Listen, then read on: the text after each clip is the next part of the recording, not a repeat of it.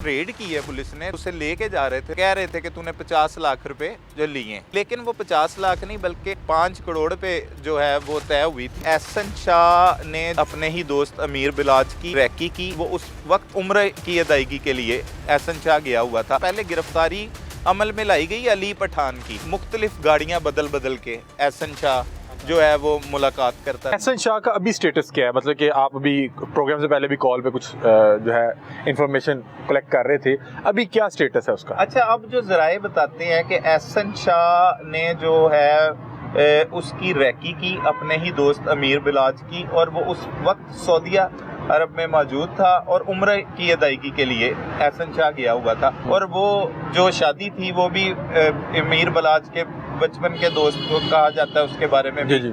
उसके भाई की शादी थी, तो उसमें उसने शरीक जरूर होना था, ये भी राब्ते में था। और ये तो वो क्लेम भी कर रहे हैं कि मेरी उनसे ये वो क्लेम भी करता इंटरव्यूज है में। अपनी मुख्तलिफ वीडियोस में। वो बताता है कि बलाज ने मेरे साथ आखिरी बार जब वीडियो कॉल पे बात की तो मैंने उससे रोज़ा रसूल की जियारत करवाई और उसने दुआएं की। ये सारे मामला वो बयान कर रहा है कि उसका राब्ता हुआ है। अच्छा, अब ये जो सूरत हाल है, गिरफ्तारी अमल में लाई गई। अब आपने पूछा कि अभी स्टेटस क्या है उसका? 5 करोड़ में जो जराए बता रहे हैं कि वो डील हुई थी, उसमें से 50 लाख रुपए से मिल गया था। अब जराए ने ये बताया कि पुलिस ने 20 लाख रुपए रिकवर भी किए। अच्छा, ये सब कुछ जो है ये एक समझ लें कि अभी तक इंफॉर्मेशन है, क्योंकि इसकी तस्दीक तो तभी मुमकिन है कि कोई ऑफिशियल आके और ये सारी तफसीलात खुद जब बताएगा तो तब भी इसको ये साहब के पाँव पे भी कोई फायर शेयर और इनके आजकल बहुत इंटरव्यू देख रहा था। मैं आपसे पूछ रहा हूँ कि ये मतलब क्या इंटरव्यूज की वजह से ये बहुत ज्यादा नजरों में आ गया और इस एंगल पे भी पुलिस ने कार्रवाई और तफ्तीश शुरू की तो ये साहब पकड़े गए? इसमें जराए ये बताते हैं कि पहले गिरफ्तारी अमल में लाई गई अली पठान की। अच्छा, ये साहब कौन है?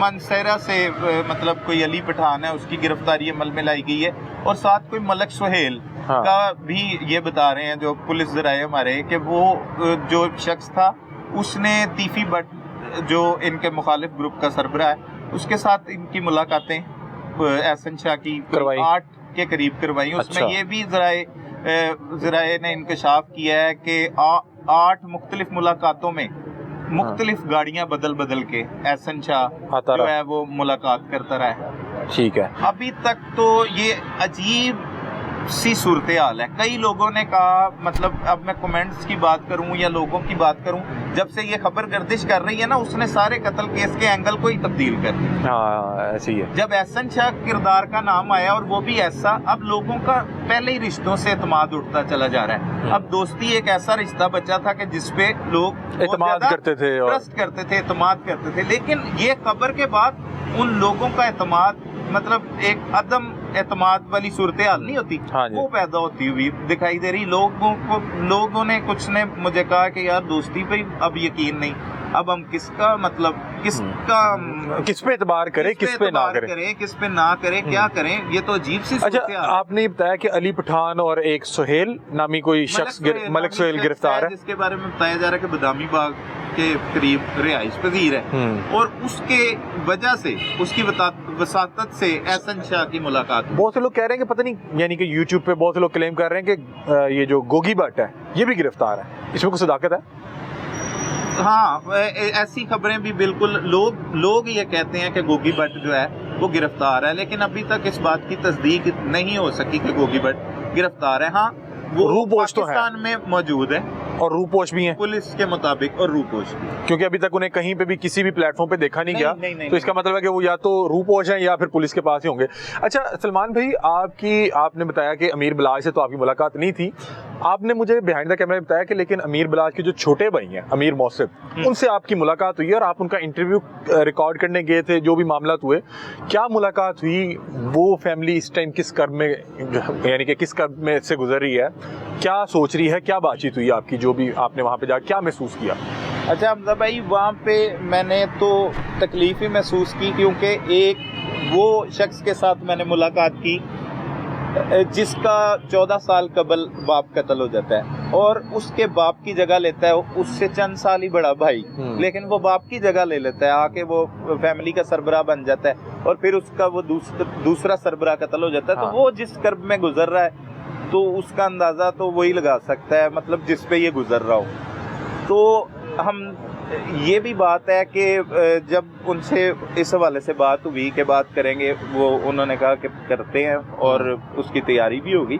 लेकिन दौराने गुफ्तगू जब पूछा जा रहा था कि क्या हुआ और उनसे पूछा गया, तो वो एक बाकायदा पढ़ा लिखा नौजवान है, मतलब जो अमीर मौसिब है, वो एक पढ़ा लिखा नौजवान है, बैरिस्टर है। हाँ। और दूसरा उससे मैंने पूछा कि भाई से कि आप प्रैक्टिस भी करते रहे हैं? तो उन्होंने कहा मैंने प्रैक्टिस भी की, फौजदारी। मैंने पूछा फौजदारी? वो कहते मैंने की, प्रैक्टिस भी की है, लेकिन उस प्रैक्टिस के दौरान ही जो अमीर बलाज है उनसे उनकी गुफ्तगू हुई कि वो प्रैक्टिस, तो वो कहता है बड़े भाई का ये कहना था कि ये वाइट कॉलर क्राइम में आता है। सलमान भाई, thank you so much for your time. Salman भाई हमारे साथ मौजूद थे और एक पॉइंट जो मैंने ये अपने तमाम मोजिज़ जो मेहमान गिरामी थे उनसे गुफ्तगू करके जो मैंने रियलाइज़ किया वो ये है कि ये जो साइड कैरेक्टर्स होते हैं ना, ये बड़ा जो है ना किरदार अदा कर रहे होते हैं। मतलब कि एक शख्स है जिसने अपनी ख़ानदानी दुश्मनी या थ्रेट की वजह से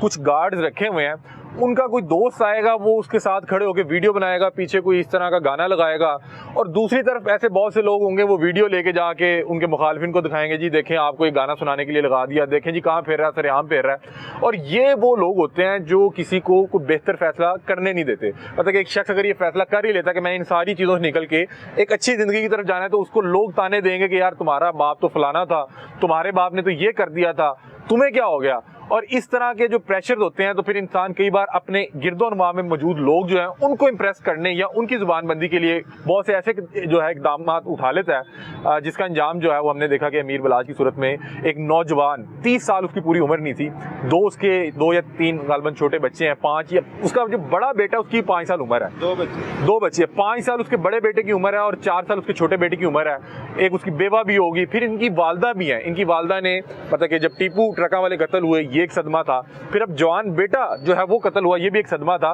बहरहाल मेरा ख्याल है कि इससे सीखना चाहिए कि दादे पर दादे की जो दुश्मनी चल रही है वो कितनी नस्लें खागी और पता नहीं अभी आगे कहां तक मामला चलेंगे। बहरहाल किसी ना किसी को आके टेबल पे बैठ के इन सारी चीज़ों को ख़त्म करना पड़ेगा। अमीर बलाज जो है वो इसी सोच का मालिक एक शख्स था, उसके इंटरव्यूज़ देखे, वो चाहता था कि ये दुश्मनी आगे बच्चों में ना जाए, और अफसोस के साथ कहना पड़ता है कि वो बेचारा खुद आज इस दुनिया में नहीं है।